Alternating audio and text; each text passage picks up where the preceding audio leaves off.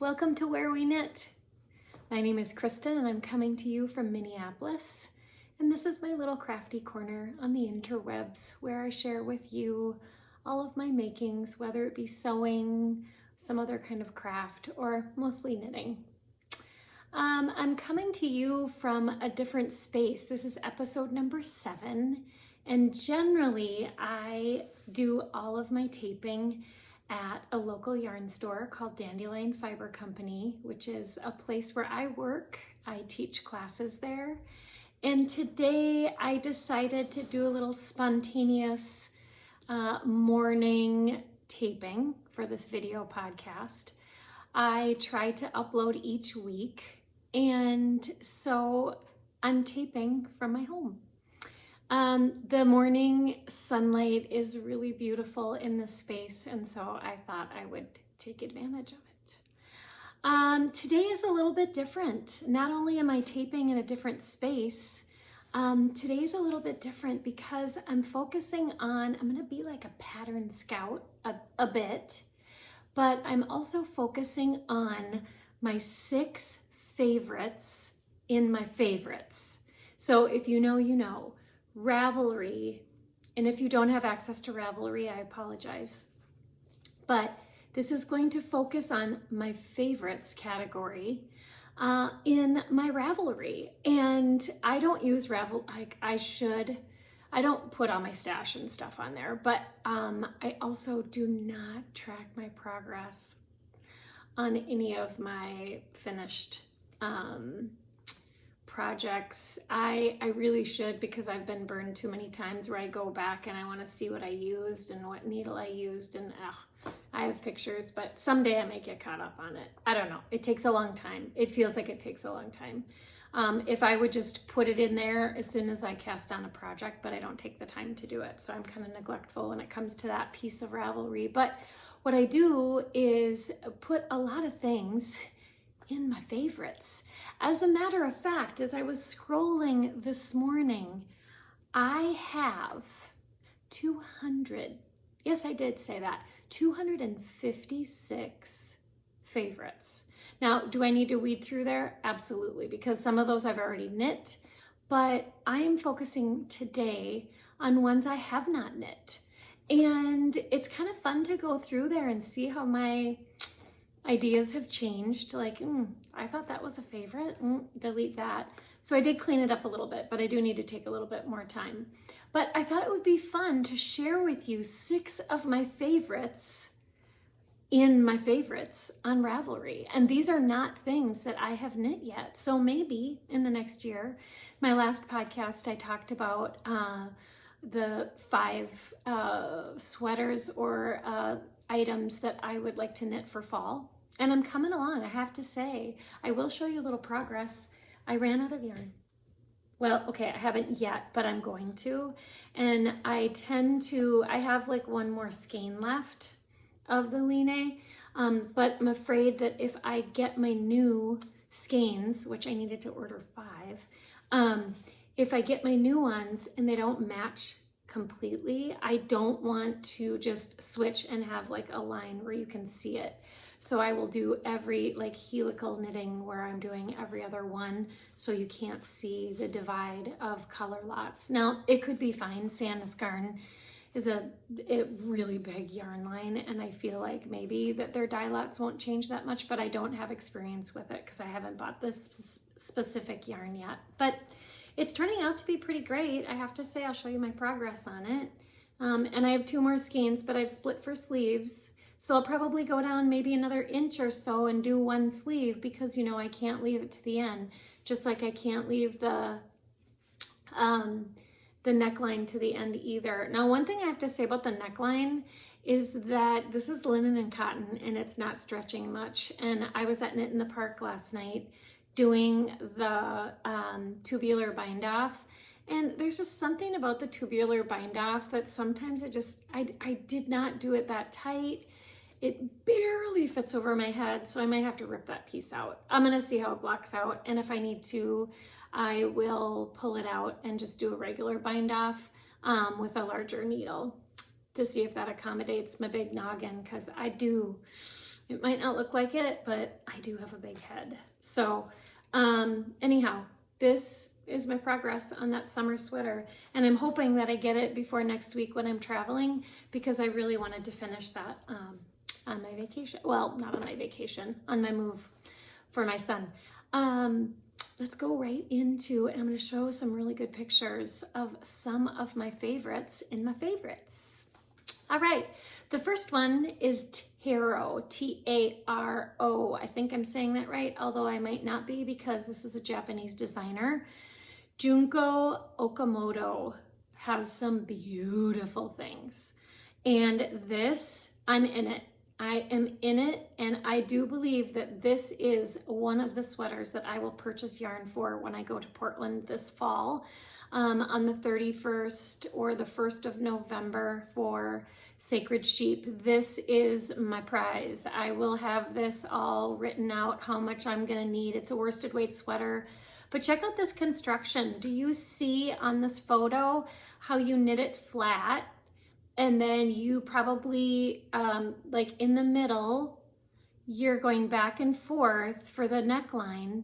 And then you like basically you fold it in half, and then you seam it along the sides and under the arm. I'm in it. I'm in it for the construction. I'm in it for the color work. I'm just in it. I think it is a beautiful sweater that could almost be used as a jacket in the fall, late fall. And you might not be able to wear a jacket with it if you're a hot box like me, because it's worsted weight and it's color work. It'll be really thick. All right, so the next one I want to talk to you about are these. Okay, they're called Bunty Mitts. So you can make them into mittens, and you can make them into fingerless mitts. They are going to be cast on for me for when I am doing some Christmas gifts.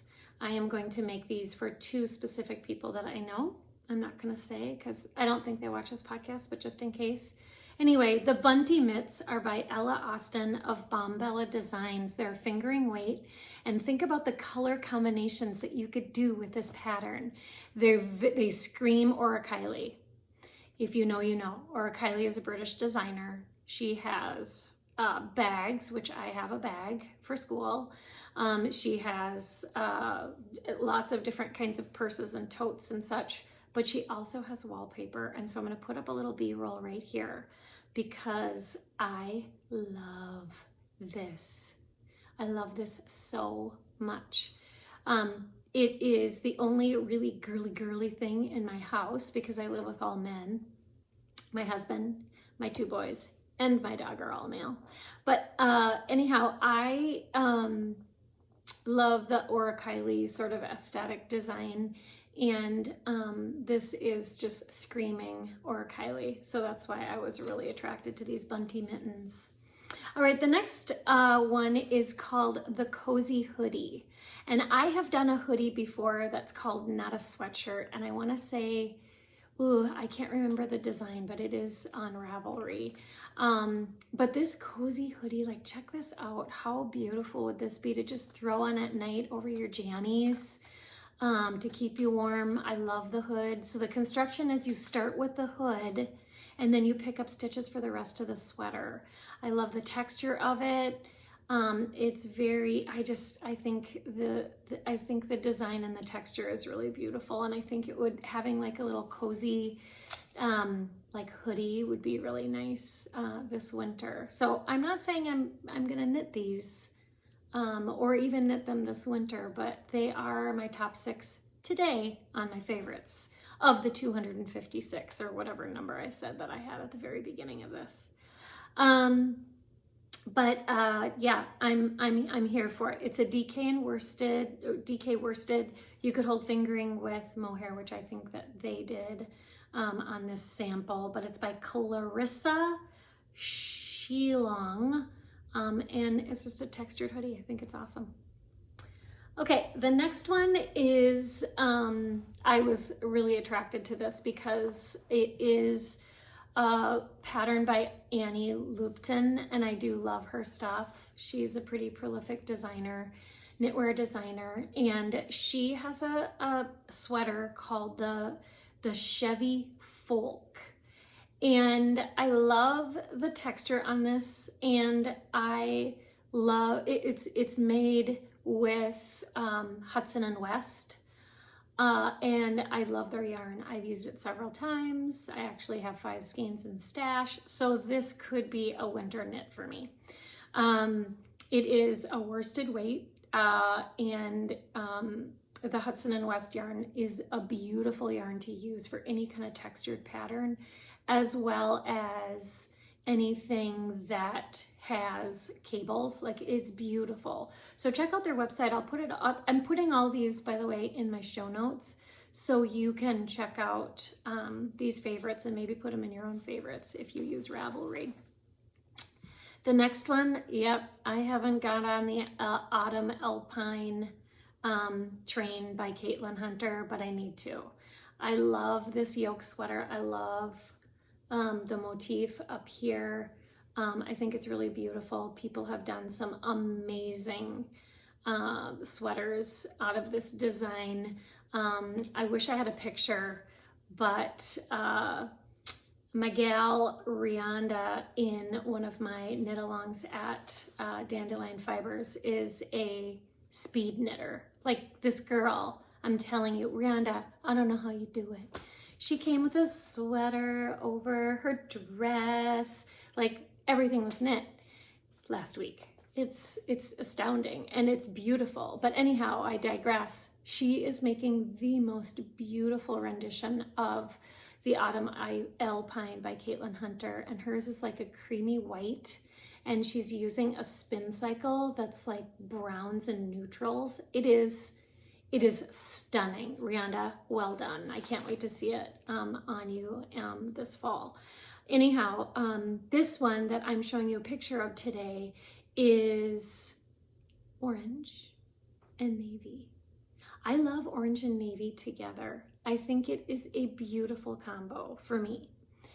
Some of you might be going, ew, orange, what are you talking about? Anyway, I love this combo, and this knitter has just killed it. I'm in it for this.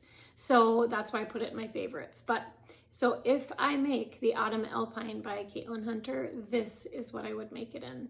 Now I think that is, I want to say that's a DK weight. That's a DK weight pattern. All of these would go pretty quick, I think. You know, I'm off of that fingering weight thing for right now, just because I'm sort of exhausted from knitting all of that, knitting for olive silk and cotton merino this summer. It's beautiful, but boy, it takes a while. It's laborious, I will say.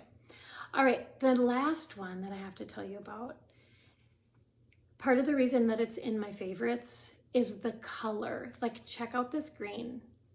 And this just screams teacher to me. You know, I'm a teacher during the school year, and this would be so cute with a little pair of pants or a really cute skirt. But it's called the Farandole sweater by Trico Design MCL. It's a DK weight. You know, if you've watched my other episodes 1 through 6, I talk a little bit about learning how to crochet or dabbling in the whole crochet thing. And this, if you see along the button band, that little picot, or whatever you'd call those little bumps or those little humps, that's crochet that you go in and do after. Isn't it so cute? Anyway, that green though, that green. Sandnes Garn has a green called Jelly Bean Green, and this winter I will wear my Jelly Bean Green Sandnes Garn sweater. It's to die for. I love it. I finished it right in the spring, and I wore it a lot this spring. But the green, it just makes me happy. And honestly, when I wear it to school, people just stop and go, can I just touch that? Because number 1, it's alpaca. Number 2, that green, it just gives you this like grassy green, like the air just smells better when I walk by in it. I love it. It's so crazy. But anyway, so those are my top 6 in my six favorites. Now, one thing I didn't mention today is what I'm wearing. And this is the Moonset Tea by Ozetta, and I knit this last year. Now, here's a funny story. Okay, so you know, I'm going to confess I am a Swiftie. I love myself some Taylor Swift. And I was privileged enough to go to the Eras Tour when she was here in Minneapolis last summer. And while everybody else of all ages and stages of life were dripped in glitter, which by the way, I digress for 1 second. My husband Tony thinks that glitter should be against the law because he's bald. And when the kids were little, they would come home with all these glittery projects and it'd be in their backpack and he'd get one little tiny like pinhead piece of glitter stuck to his bald head. And no matter if he showered and scrubbed or not, that sucker would not come off. Like the kids and I were bananas. We were bonkers about it. And so he hates glitter. But anyhow, I digress. He didn't go to the Eras Tour. But everybody was just like dripped in, you know, the friendship bracelets and the glitter and the high white boots and it was so, I mean, part of going to that concert was the people watching. But the 50-something person in me was like, when I found out I was able to go, I'm gonna make my own outfit, but I'm not making it with glittery fabric. I'm gonna knit my shirt and I'm gonna make my pants. So I don't fit the Taylor Swiftie sort of aesthetic, but I don't care.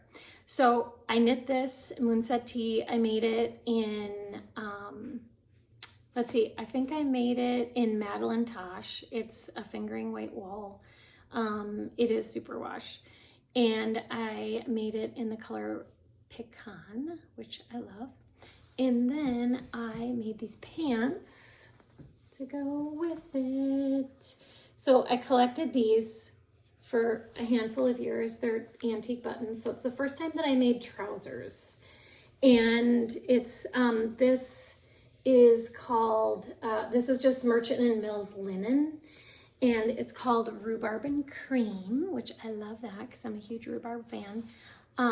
But the trousers, I'll put them, I can't remember the name of them, but it's the first time I made pants, first time I did pockets, first time I did buttons.